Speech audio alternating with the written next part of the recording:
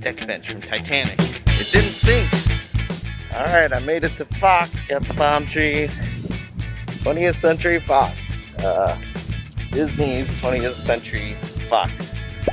Here to test for a new pilot that I'm standing in on. It's all different here. It used to not be like this, obviously, with the testing and stuff when I used to come here. But here I am now. It's like no one here. I got to park in someone's reserve spot. I think I shouldn't have done that, but that's what they told me. So I did it. I don't think anyone's coming anytime soon. So now I'm gotta find this place. Nope, I was way wrong. Way wrong. Howdy, hi. This is Bobo. Welcome to my personal YouTube page where I will be telling you all about my Hollywood adventures, auditions, working on commercials and TV shows, films, getting tested for COVID, very exciting stuff. And yeah, this will be where I will share stories about acting and some of the adventures and things I've been blessed to experience, some of the stories I've accrued as a result of being in the industry for over 12 years. And also I'll be sharing about acting tips and how to get started in the industry and waiting for the honk, as well as just insight about how the industry works and when I'm working on set to show you what that looks like. A lot of you coming here to watch this might know me from Bobo and Kids Workout. And, well, if you didn't know that I was an actor... Hiya! Welcome to another Bobo and Kids Workout. It's me, Bobo. I'm Bobo Chang. I got a bad feeling about this. Oh man, I'm going pineapples. No. Bobo, no, lie! And slam your hammer down. Oh, you are worthy of picking up that hammer, aren't you? Okay, great job, you guys. Now, I don't know what to say next. Hey, what's the matter, you oxpecker? Eat your veggies, say your prayers, and be a little silly. Yeah. So that might explain why I am the way that I am. Oh, sorry about that frozen image there. I happened to run out of room on my phone while I was recording. Darn poopy technology.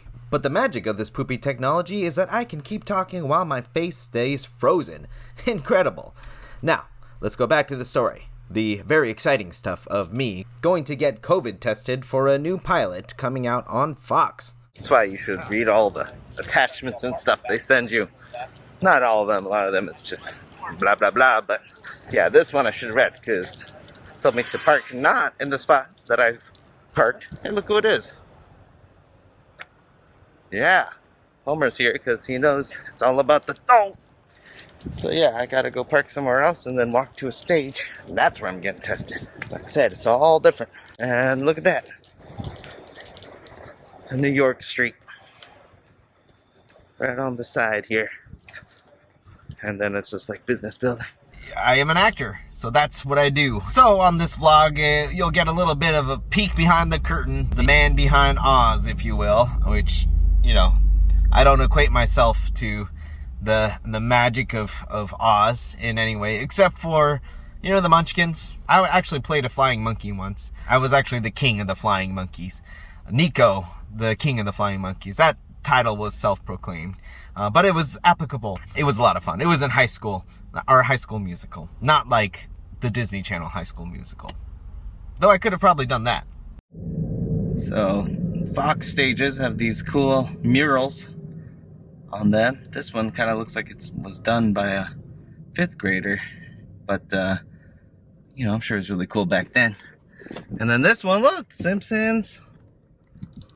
I love it. I've worked on that stage.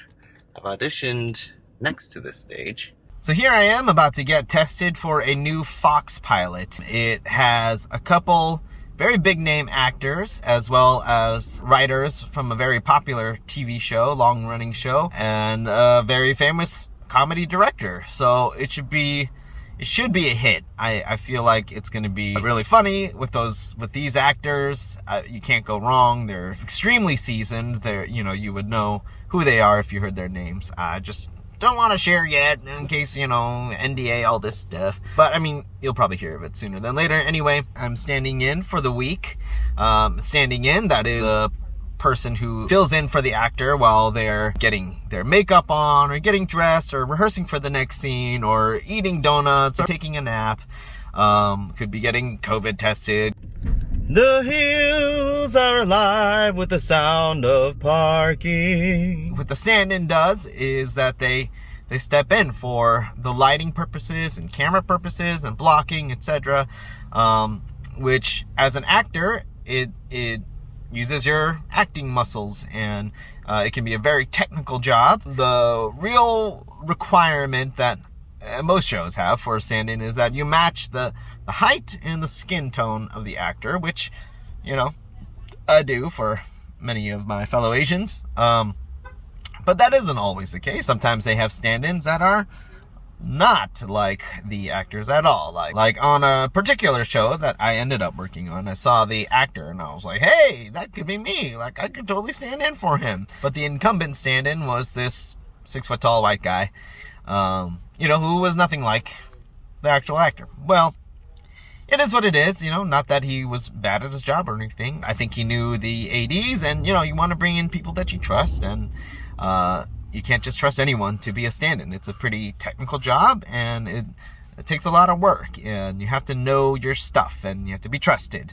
that you're not going to freak out or do anything crazy or wild, or be like, oh my gosh, you're the actor, I love you so much, oh, I get to stand in for you, this is amazing, can I do all these things for you, can you watch my reel, can you follow me on Twitter? You don't want to be that person, so you can't just bring in anybody. Yeah, I've stood in quite a bit now, and it's a great job. It's a great job as an actor to have in the part-time. It pays well, so you get to really be a part of the crew and production, and I'll get into all that more later. So I guess 911's not shooting. Those are their parking spots. That's the show I was working on a lot when I used to come here for like a couple seasons, a season and a half or so. Before that show burnt me out like crazy because it was brutal to work on. It was just a heck of a schedule. Just didn't know when I was working, for how long, where, what situation I'd be getting in. Probably shouldn't park one-handed. Here I am. It was very intense. Some of the crew people there were not friendly in how they work with you, but I got through it, and that's another time. COVID has obviously taken its toll on the industry, Hollywood, and the entertainment industry. Of course, it has had its effects on the world. It's been terrible, but one of the silver linings is that I've had a lot of time to work on the channel, Bobo and Kids Workout, as well as just a lot of time with family, which has been great. The industry shut down around this time last year, came to a screeching halt. I was working on All That, which was an incredible show. I loved working on it. Amazing people, great crew and cast, and writers, producers. Everyone was so friendly. Nickelodeon, it's just a great environment to be in. It was right next to home, which was amazing. The commute was like 10 minutes with traffic. I was there 5 days a week. It was wonderful, amazing, incredible. Dream job as far as stand-ins go. They gave me parts. They give me voiceover stuff. They saw me do my thing, and so they knew I could act and be goofy and crazy and funny. But yeah, COVID came, shut it down. That Friday they were meeting and discussing, and they're like, okay, 2 weeks. We're going to take a break for 2 weeks. Let this thing kind of die down, and then we'll see. And everyone's like, yeah, okay, 2 weeks. 2 weeks, we can do that. Easy, yeah. Stay at home, whatever. The first week went by, and they ended up paying us for that week, which was really nice of them. The second week went by, and then it was like, oh, this is going to be more than 2 weeks.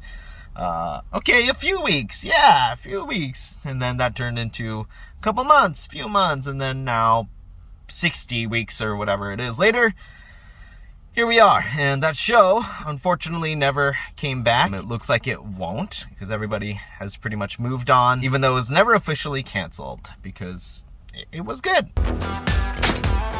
Right! A little courtyard. The commissary's over there. 911 testing. Oh, that show was a test, all right. Then this is a nice little walkway here. Sometimes there's like a cat here. Oh, but look at this bench. Deck bench from Titanic. It didn't sink. It's a good place to sit and sink, though. Okay. I don't know where I'm going. Stage 20, somewhere around here. The industry shut down for a few months. Everything stopped. Obviously, except for like YouTube and people who were doing that, which that started for us. But then around the end of June, I worked on a commercial, probably one of the first productions back, as far as I know. It was a Walmart commercial, and I worked that as a student, had to be very precautioned and physically distanced and masked and what have you, and they took our temperatures, and they separated us background a lot. We were very distanced. So then in July, my family, the chain gang, the Bobos, whatever you want to call them, us, we worked on a job all together, on a print job for a tech company called NXP. We all had to get COVID tested for that. That was our first test. Got tested at Dodger Stadium. Waited like 2.5 hours. It took like all of 2 minutes to do that on our own. But yeah, we got tested. Didn't actually get our results back in time for the production, but I mean, we were fine. And we worked the job, and it was great. It was actually, Callie was kind of the star of that. And the kids loved it. And why did they love it, you ask? Well, because they just got to sit around and watch the iPad and eat food and candy and stuff all day. And, that's life. That's why we do it, right? To watch our iPads and eat food all day on set. That's why I do it anyway. So I taught them right. After a little while, I jumped on a show called Rutherford Falls on Peacock. It was difficult, to have all the testing and the gear, the PPE, to be physically distanced, to enter the stage one way and only exit another way, and, not have traditional meal times, which normally would be such a great time with other crew and your friends on set, and sometimes the actors. It would be such a great time of communing, but obviously we couldn't really do that in the same way. Because COVID. So yeah, I worked on Rutherford Falls for a little bit. I'll tell you more about that. And then I jumped onto Punky Brewster, a multi-camera or sitcom show. The reboot of it, yes, the reboot of Punky Brewster. It is back. It's on Peacock now. You can check it out. You will hear my voice in one of the latter episodes. I'm a voicemail. This mailbox is full, or something like that. That was even crazier than Rutherford Falls as far as like COVID safety guidelines. It was good. It was safe. However, they might have gotten a little carried away with some of it. Yeah, we only had like a couple positive tests on both productions, and both times it seemed like people were fine, probably false positives, testing negative after that. So, but yeah, we came close. They almost shut down our production a couple times, but they didn't have to, thankfully. Other productions around us got shut down. But I finished that up, and then that finished right before Christmas, and then come the new year, 2021, it was dead again for me. And so, got back to work on Bobo and Kids Workout, auditions here and there, some commercials and voiceover work. And now here I am about to stand in on this show. Another cool stage mural. And guess what? The Simpsons one is the one I'm going to. That's where I shot last time when I worked with these people. They like the stage. Again, here I am doing the talking over the still images, also known as voiceover. This time, it's not because I ran out of footage, it's just that I just stopped recording before I actually finished up the story. That's what happens when you don't really go in with a plan, which I don't recommend. Anyhow, I'll stop rambling because I don't know what else to say. So I finished up the test, which was pretty easy. It was a lot easier than a lot of other tests I've taken. They simply swabbed the inside of my nose for, they said 15 seconds, but they counted fast. Like how my son counts to 10 when he's washing his hands. 1, 2, 3, 4, 5, 6, 7, 8, 9, 10. Oh, good, you counted to 10, really. Do it again, and another time after that. Should be a lot of fun. I'm really excited to see a lot of my old friends who I worked with before on other shows like Two Broke Girls and Will and Grace. It's gonna be a good time. We're gonna have fun, even with all the masks and stuff. They're a good group of people, and again, it should be a really cool show with great writing and actors and crew just brimming with talent, all sorts of top tier, all world talent and creativity. So that should be great. That's what I'm doing today. Stay tuned. I'll tell you more about what happens as we go along. Make sure you like this video. Make sure you subscribe and hit that notification bell. Leave a comment. Tell me what you'd want me to talk about, what you might want to see as far as what I can show you. I don't know if I can show you everything, but I'll show you what I can. Yeah, so until next time, shalom to you.